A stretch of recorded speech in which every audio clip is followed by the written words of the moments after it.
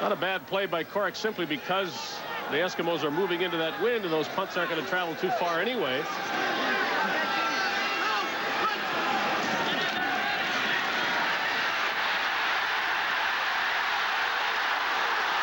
Ham avoids a sack and gets a completion. Johnstone, the receiver, and that's Tracy Ham at his best. There were 4 Stampeders ready to tackle him. He wasn't going to run away from them, but he bought himself some time to find a receiver. Well, he's doing an awfully fine job of keeping things in perspective downfield. Mitchell Price chases him out. It's not easy to run to your left being right-handed and throw, and he takes a pretty good shot after he throws the ball by Derek Taylor. It's going to be a long night, though, if he has to work that hard for every completed pass. He's got to find a way to set up, throw, and have the receiver where he wants him to be. Not this time either. Diving catch is made. It's tough on the receivers, too, at this rate. That was Craig Ellis.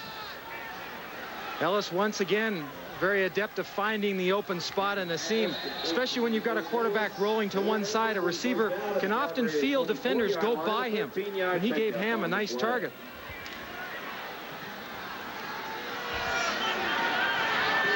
Time being chewed off the clock in this Edmonton drive. The first sustained march for the Eskimos in the game. Reggie Taylor takes a pitch. Cuts back. Near the 20-yard line. Eugene Beliveau is there, among others, for Calgary.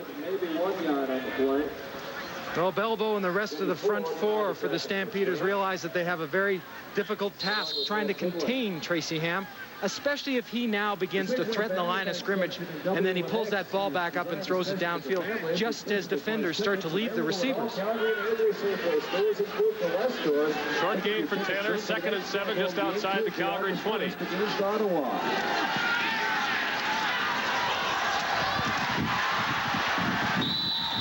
Inside the 5-yard line, and that's the way Tracy Ham wants to throw the ball to Stephen Jones. Well, that's ideal, and that's how it usually happens in practice, where Stephen Jones gets an opportunity to go out, work on a man, makes a nice cut, and that ball's in the air before he had made his cut to the outside.